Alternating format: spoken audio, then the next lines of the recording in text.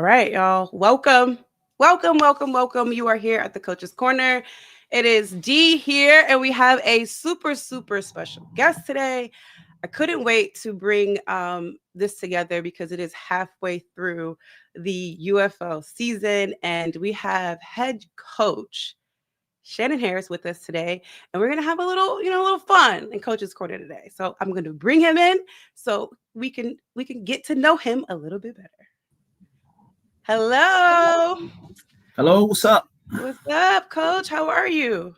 I'm doing well, doing well. Doing Just well, doing well. I love to hear it. Love to hear it. 4-1. 4-1. DC Defenders on top of the league right now. And I know, people are probably like, who is Coach Harris? Where did he come from? Some people may recognize you. Obviously, I'm familiar. But there are some people out there that may not know who Coach Shannon Harris is and his background. So I would Mhm. love for you to give the people a little intro to Coach Harris. Yeah, uh, appreciate it for having me on. And Uh-huh. you know, I kind of answered this question before when we started in some Q&A after with post game interviews, and Hmm. I always start off by saying God is amazing, right? So Yeah. I'm very grateful for the opportunity. I really appreciate you bringing me on. Yeah. And yeah, just a little bit about me is that I'm from a small town from Mississippi, right? Wiggins to be exact, down near the Gulf Coast. So where I grew up, born and raised, and then had an opportunity to go off to college and play at Tennessee State, where I finished my college career, and then I got started into coaching at a young age. Mm. Right out of college. Well, played some arena ball for a couple of years, and then got into coaching football. My head coach at the time, James Reese, and asked me about coaching. My offensive coordinator left to go on to Eastern Illinois, where Tony Romo was, and so Uh-huh. and I got into coaching at that point, and started it young, and coaching found me. Coaching was not a thing that I wanted to do, so that's kind of how I got started. How And old were you? at the time I was 24 years old, Okay. and I started fresh out, but I wouldn't change it for anything. Coaching Mm. has been a blessing. It's been a calling for me, and I don't think that this is something by mistake. That's for sure. So, uh, yeah, I bounced around a little bit. I've had an opportunity to coach at Tennessee State, where I'm my alum, and then Hmm. was up at Hampton and uh, went down Hey, to let's Alabama talk State, where I that. first got with Coach Barlow, and had my first internship in between that time with the Tennessee Titans, and Hmm. then I mean that put 10 years of coaching on my career for sure. Just doing an internship. I actually did an interview earlier today about that Really? and how it all came about, because it's ironically that my first internship with Coach Cam Wisenhunt, who's the head coach for the Memphis team. So, he and I had that conversation multiple times, plenty of times. So we laugh about it and talk about it. But on that staff, there was so many great guys on that staff that I learned Hmm. so much from some former head coach guys. So, but I was there for that, and then had an opportunity to go down to Alcorn State, uh, Hmm. and from there went back to Tennessee State and got more experience, and then linked back up with Coach Barlow. Yeah. So we've had a lot of great times together. So won a lot of games. So uh, I've kind of bounced around a good bit, and now I'm here. Now I'm here. Yeah, and you would. I don't know if you. I didn't think you mentioned it, but you and Fred have history as well. So. Yeah, Coach Kais and I, man, we've Mhm. we've been together for quite some time. Starting at Tennessee State, actually, my first go round there after my first 2 years there, and then we got together, and man, we've been everywhere with each other since that moment. So, other than the fact my second go round going back to Tennessee State, I was there as the offensive coordinator, assistant head coach, and then back with Barlow as the offensive coordinator, and then I took over for him as the interim head coach there at Virginia State. So, Mhm. yeah, I mean that's kind Wow. of my stops. The higher up I've been is when I did my internship with the Tennessee Titans, which again that put a lot of coaching years on my career for sure. So, what is it that like, to be able to kind of have that, I would say family, but you have that like network of people that you've been around different leagues and schools and offices in. How does that feel to know that you kind of have that comfort of working with some of the same guys in different situations? Yeah, I mean, it definitely makes you feel comfortable, and in the things that you do. Sometimes as a coach, you question, or you're doing the right things, or is what you're doing, does it make sense, and all that stuff. But then when you get around guys who have been doing it for so long, and then you around guys at professional level, and they kind of saying the same thing that you say, and doing the same thing that you're doing, it's like, well, this is where I belong. So Yeah. it makes you feel comfortable, and then it also give you confirmation that you are doing the right stuff. Yeah. So, who are some of the guys we talked about the guys that you've done this with, but what about your influences? Like, who are some of the mentors you look to outside of those rooms that you're used to being in? Yeah, I've been blessed to be around a lot of great coaches, and again, like when I did my internship, uh, so on that staff, it was so many former head coaches on that staff. So with Coach Wizenhunt with the Titans. So Yeah. at the time, from an offensive coordinator standpoint, we actually played against each other. Jason Michael was a guy who's now with the Eagles, and then uh, Coach Mike Malarkey, who had been a former head coach, and then Coach Sylvester Kroom had been a former head coach, and then of course Coach Wizenhunt. I always go in his office. The defensive coordinator at the time was Ray Horton, in which his son is the defensive coordinator on the Memphis team right now. And so I learned a lot from him from a defensive perspective, Mhm. just by going into their rooms and doing things like that. And then Arthur Smith was our assistant tight ends coach. And Mhm. so he's a smart dude. He was a young guy coming up through there. But let me say this, Coach Kroom and I hit it off great. And so I'm always talking to him because you're talking about a guy who was, the first ever black coach as a head coach in the SEC at Mississippi Mhm. State. So me being in the position I am in at the time, and a young black coach trying to figure it out, I had no choice but to, kind of get as much information from him as possible, because I looked at it as one of those things of trying to fill his shoes. You know what I mean? So Mhm. Mhm. so we stay in contact all the time. We talk still to this day. Even when uh, the opportunity presented itself for me to be the interim head coach, he and I talk, a good bit, and just figuring it out. But the other guy, I mean, Coach Barlow, I mean, he's been Mhm. very, very, very grateful for me to have an opportunity to coach under, to learn from, just his style of coaching, being a player's coach, and how he's able to, get it across to the guys. You know what I mean? So Mhm. you have two different styles of coaches, but they all kind of get their point across the same way. So you have that old school guy, and then you have that other guy who can kind of relate to the new generation of guys. So that's been a blessing to have that. Yeah, man, I started smiling because I just thought about Coach Barlow and him like saying a rap lyric or something, quoting Yeah, some yeah, type of rap song when he's talking to someone, and yeah, it yeah. brought back memories and made me laugh.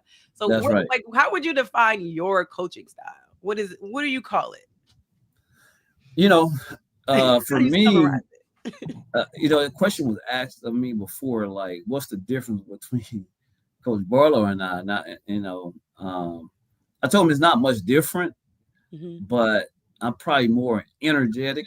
I'm more fiery, from playing quarterback. And I was talking to a guy earlier, it's kind of like Tom Brady. He's the quarterback. Who he is off the field is totally different than who he is on the field. He's a Mhm. complete maniac on the field, man, and he galvanized his group. And so that's kind of like, with me, like off the field, I'm probably the most laid back guy. But then on the field, there's a switch that comes on, and then I'm a totally different person. So, Yeah. anytime I get on that 120, that's my sanctuary. So, uh, I'm blessed to be out there. Not a lot of people have that opportunity to, do the Yeah. things that we do. And so anytime I'm out there, I'm gonna make sure that I give those guys, 1,000% of me. And so I want them to not only see it but feel it, feel my energy, see my energy, and feed off of it. I love that we can hear clips. Like it's not often that I personally get to hear your reactions. It's usually when I'm watching you on television, I can hear you screaming or yelling or what you're saying. But it's great that the UFL gives the fans that experience. And when you Yeah, say the difference between you and Barlow, I can visually see him just being like calm, even during a game. But I definitely can see the difference that you're talking about. You bring that that's right. Yeah, energy. yeah, yeah. Okay. So far, 5 games in, 4-1 record. What has been that standout moment so far this season for you? I mean, really, winning game one, Mhm. uh, Yeah. because that was the most important one at the time. You know what I mean? Yeah. So to get that first one out the way, and not only it was the first game, but it was against the three-time defending champs. Mhm. So to have that opportunity to see these guys go out there and perform the way they perform, and get that first win, that was an important thing for us to get off to a good start, and we felt good about it going into it because we felt like we let that one slip away last year down in Birmingham. So Mhm. we knew it was going to be tough. We knew, Coach Holtz, man, he's prepared them guys. Anytime you win 3 championships in a row at any level or any sport, they're doing something right. So Yeah. we have much respect for them and for what they do. And, we knew that if we can get off to a good start by winning that one, it can propel us to do some good things in the season. Awesome. I love to hear it. Game one was definitely a memorable one, even down to the Gatorade being Yeah. thrown on you. Yeah, that's right. That's right. That's right. So, was that your most proud moment? I know it's winning game one, but is there anything else that sticks out that you are super super proud of outside of game one? Yeah, I just think that the team chemistry that we have with each other. I mean, just to see our guys come together, see the team that was been put together by Vaughn, and Mhm. see how we started, from camp from day one, and then how we kind of like put it all together, and then you get the chance to see it come together. So that's been one of the most proud moments for me to see these guys how they continuously to work together, day in and day out, and put forth good effort, every day in practice, compete every day. So, Yeah. seeing that part, knowing that you'll have success with it. So, what do you think is the biggest hurdle? What has been the biggest hurdle? We can talk about maybe injuries or whatever. What has been the biggest hurdle for this team that they've obviously, have been able to overcome with sitting at the top of the UFL? Well, our biggest hurdle, honestly, and it's kind of like that proud moment too, at the same time, is how we've been able to handle adversity.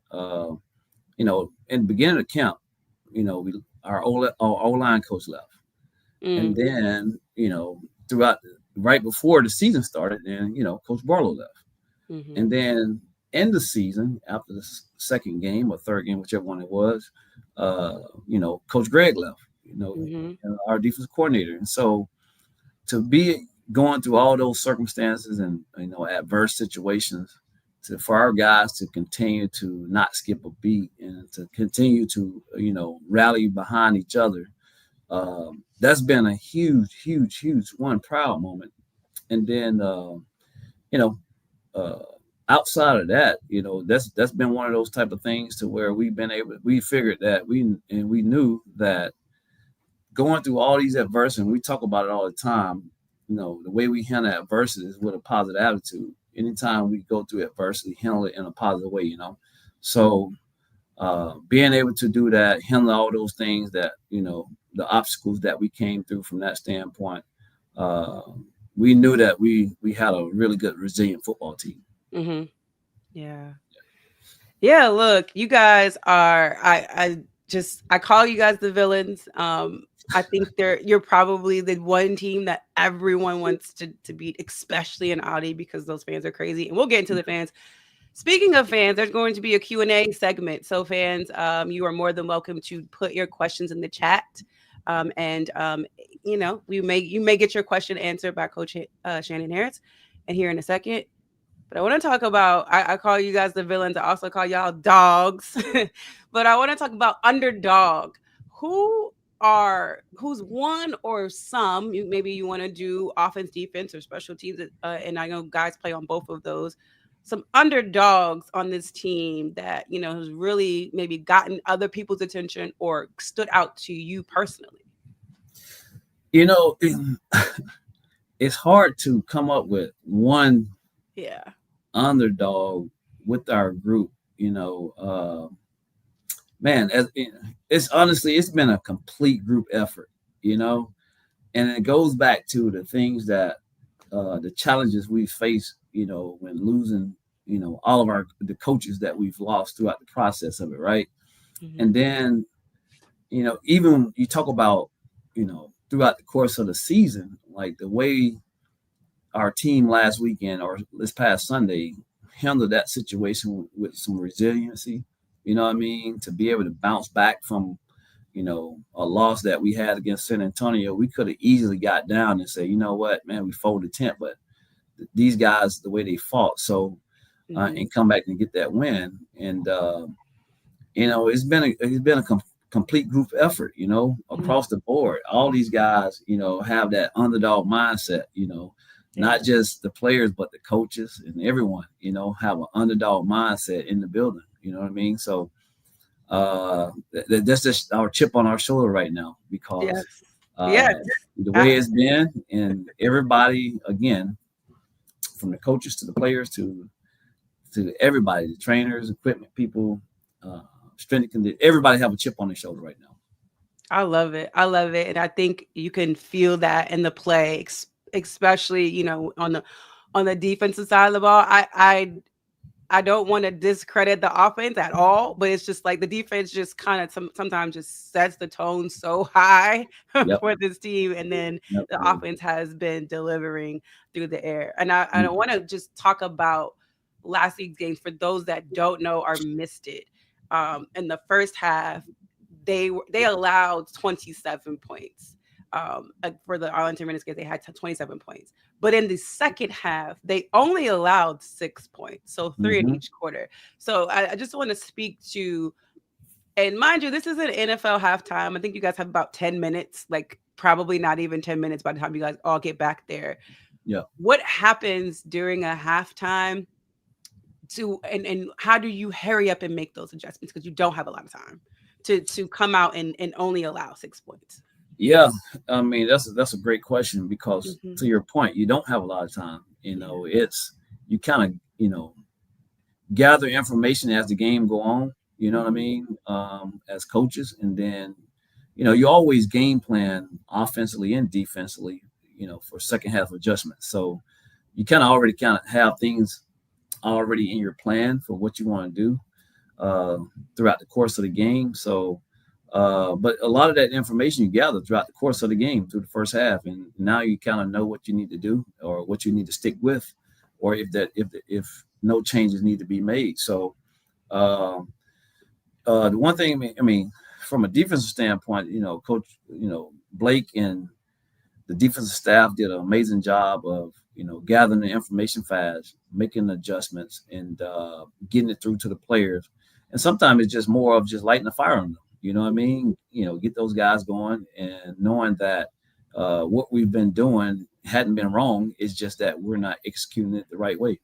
And then from an offensive standpoint, is that we knew that we was able to move the ball Yeah. and get things going. We just needed to finish, each drive the way we needed to finish them. And that's what we were able to do. And then, special team, we had a good spark right there on a punt return by Mickens, and, the kickoff return team started getting it going.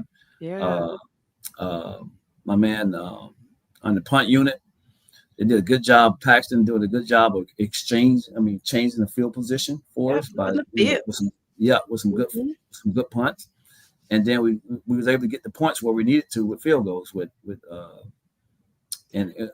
Matt. Yeah, and I don't want to again. I want to highlight the offense as well. They had 15 points in the first half, so they were putting up points. Just like he said, maybe not finishing as well. But then the second half, they came in and put up 22, which Yeah. ultimately got the win.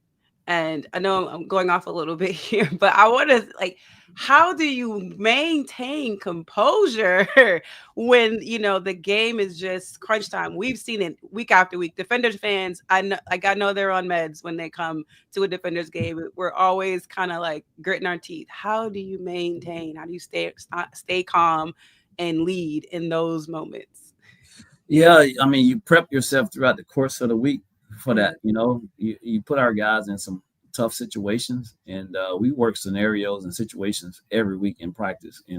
Whether we down or whether we up in these type of situations. So you prep for those moments, and a lot of it based off time management and how fast you need to go in your tempo from an offensive standpoint, and then from a defensive standpoint, what we need to do to get key stops. So and we're gonna take points where we need to take them, especially when it comes to getting field goals. mhm. But our biggest thing is we always know as long as that clock is running and ticking, we have an opportunity to come back, especially if we're behind. And then anytime we're up, we feel like we can stay up. And congratulations on winning the super challenge this week. I know those get difficult, so congratulations. I know, right? Yeah. What's a typical week like? I know you talked just briefly about how you game plan and you put the team in those moments in practice. What's Monday through Friday look like for you guys? Depending on Yeah, saying you have a game on Sunday.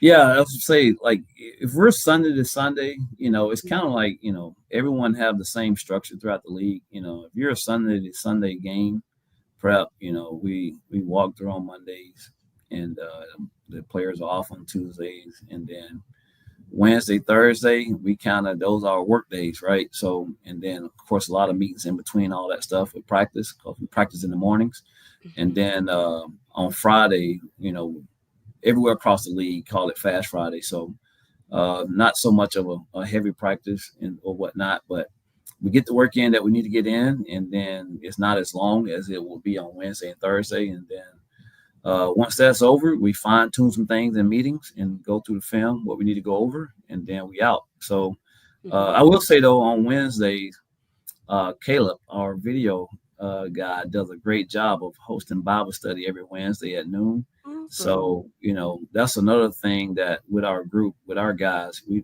we fellowship together.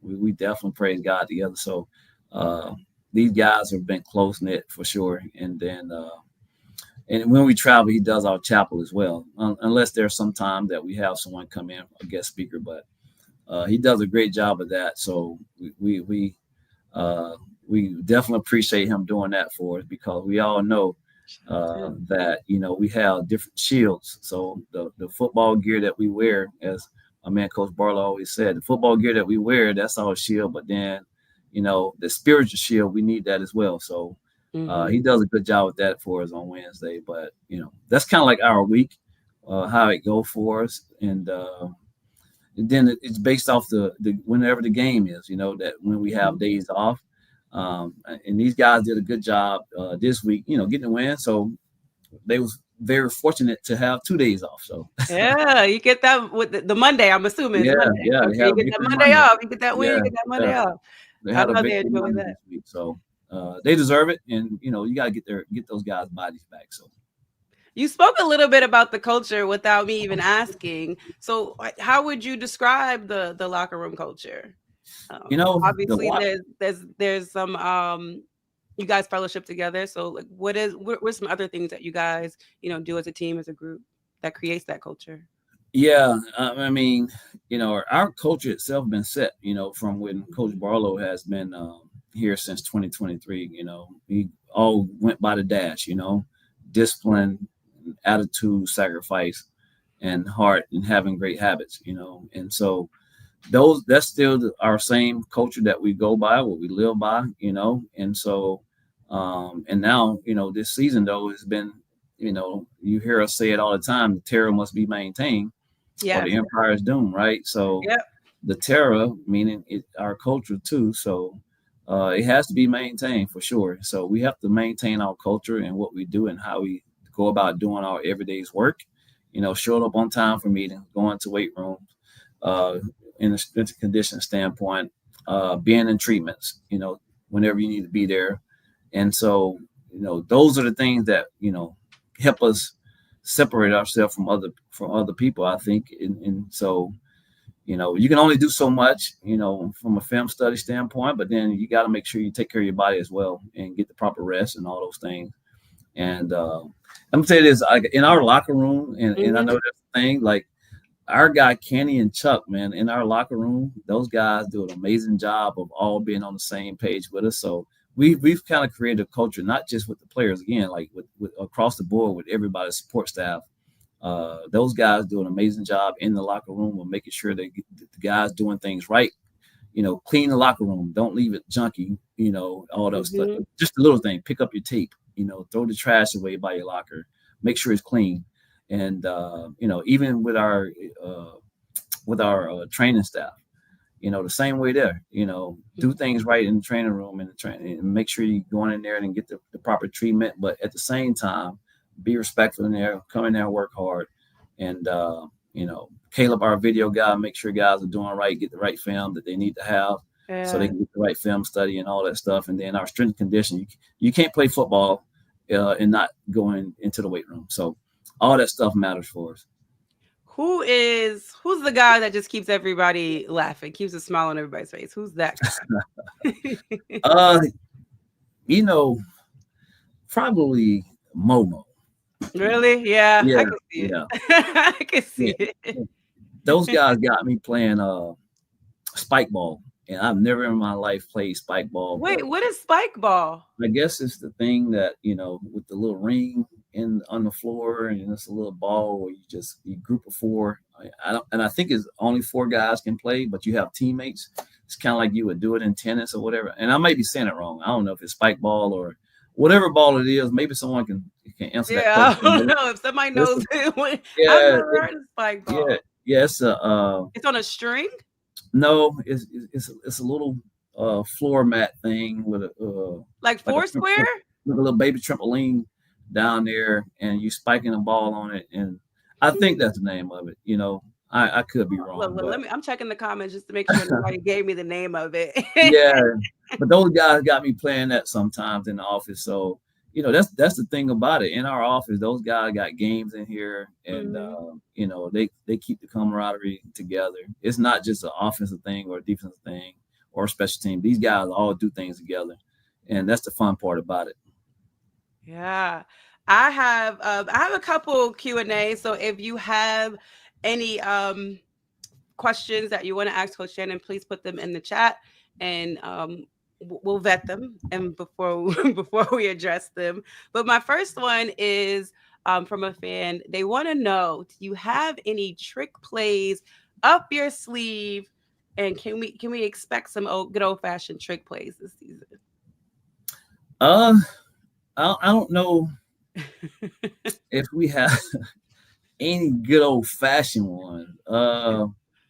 But we've I think we've run throughout the course of this year. We've run some plays to can look trickery, Hmm. but I don't think they was per se just quote unquote trick plays, but they look trickery. So we've had a few of those, and uh,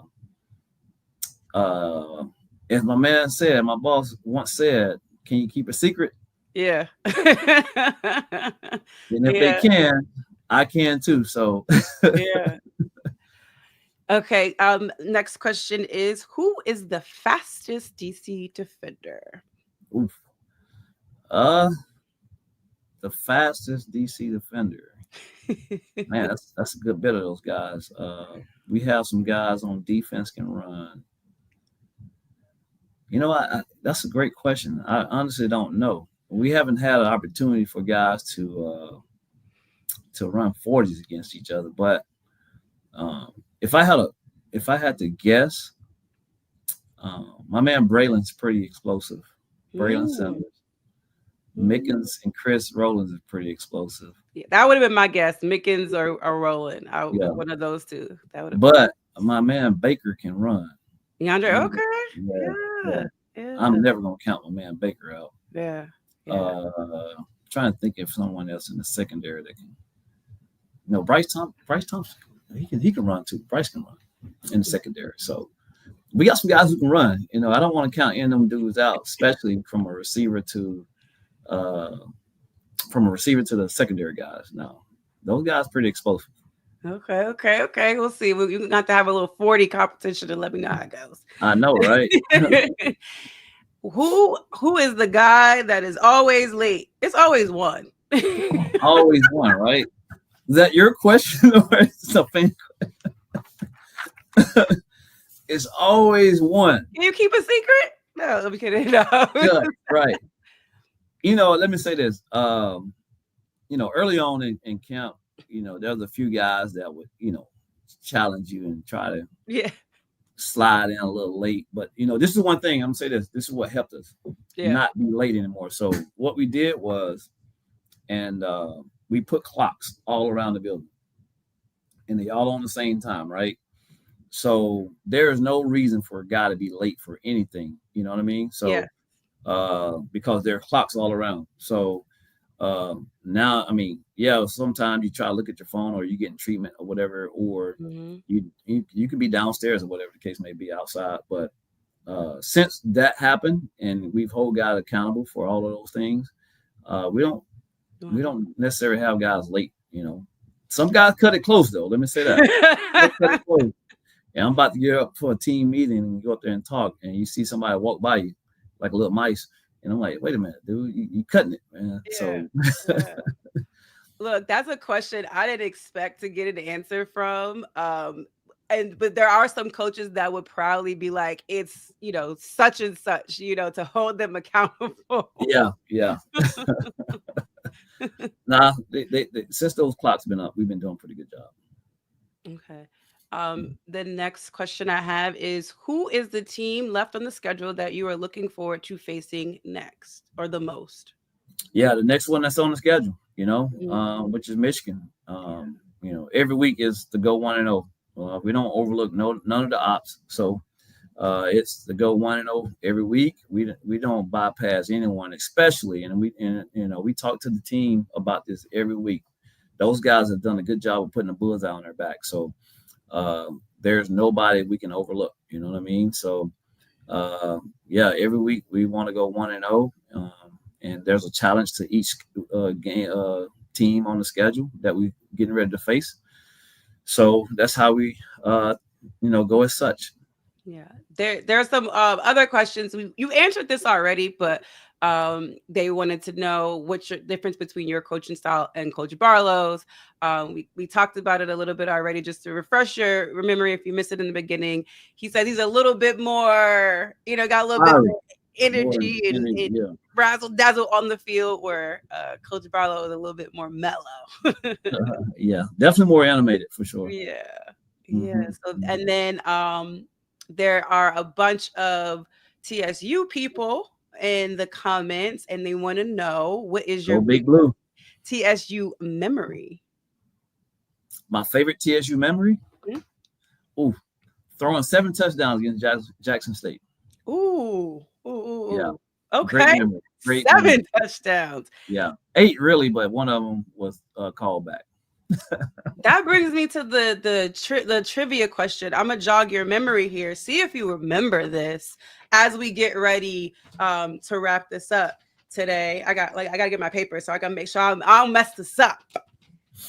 What year did a DC defender at TCU break a record? Oof. TSU. I said TCU. I'm sorry. Okay. TSU. I messed All it right. up. All See, I right. know. Actually, again. What DC defender at TSU broke a record in what year? Oh, Chris Rowland. Hmm. And 2019, he broke Jerry Rice's reception record. Okay. Do you know how many catches and how many yards? I want to say he had like 104 catches. Uh-huh. And then the yardage, I don't know, but I try to feed that dude the ball as much as possible. The yardage is 1,437 yards. So, Okay, got it. Yeah, yeah. yeah, that's Broke right. Jerry Rice's record, and I think that is awesome. And I think that is awesome that y'all have that connection, that TSU Oh yeah, connection. yeah, All right, so we're gonna wrap this up. First of all, I want to thank the fans that sent in the questions. Those are great. I appreciate you guys for tuning in and watching. Uh, thank you, thank you so much. I believe, like, look, your big sister says hello. The family is in the building as well. Hi, Ken, all that good stuff. yeah. We have a couple of more home games. We're hoping for more than a couple. Okay, with Mhm. looming. What do you want them to bring to Audi Field next home game? Yeah, so we want, man, I tell you, we have the rowdiest fans. St. Louis, they say they have a lot of great fans, which they have a lot of people that comes to attend their game, which is amazing. But our fans are so passionate, there, and the way they bring it week in and week out whenever we have a home game. The one thing, for us, we love when the opposing team have the ball, and if we can get 3 or 4 or 5 false starts from our opposing team by just because our crowd noise is so loud, that's a win for us. So the one thing, when we come back to Audi is that the fan be so loud to where we get at least 4 or 5 false starts from the opposing team. All right, false starts. Yeah, Bring the noise. Bring the false starts. It is lovely. It is why you want that home field advantage. I actually had that conversation a couple years ago with Greg. Like, oh bring yeah, that noise. oh yeah, yeah. If you don't have home field advantage, unless you get a few false starts. Yep, that's you literally quoted him. Like, that's exactly what he said. Mm-hmm. And and that kind of wraps us today, but I really would love, I have so many more questions to ask you. Would love to have you back here on the Coach's Corner and do this again very, very soon. Oh yeah. So hopefully we can figure it out. And I thank you. Is any last words you have for the Defenders fans out there? Uh, no last word. We appreciate you guys supporting us. We can't wait to get back to Audi. But at the meantime, we kind of some road warriors these next 3 games. Well, the next 2, we just had one Mhm. here in Arlington. So, like, make sure you follow us and continue to support us from afar and tune in to the games that when they're away. And if you're available to come visit us or come watch us play on the road games, come do that too. We love to have you there. We love to see our DC fan. We had a good group of DC fans here in Arlington, which was I awesome. heard. I Yeah, heard there yeah, was a good turnout in yeah, Arlington. It was like a away game, but a home, like, a yeah, home yeah, away game because everyone's based out in that area. yeah, So that yeah. has to feel good. It was fun. It was fun. So continue to support us. We're very grateful for our fans. And we can't wait to get back to Alley, like I said. But in the meantime, we got 2 more on the road. We at Michigan and then at San Antonio, and then we'll be back at home from there. But also, you can follow me on IG, Mhm. right, at Coach Shannon Harris 9. So feel free to uh, follow me there. And then, any question you have for me from that standpoint, feel free to ask them. But this right here, the Coach's Corner platform, D Love Sports, be ready to join in again next week.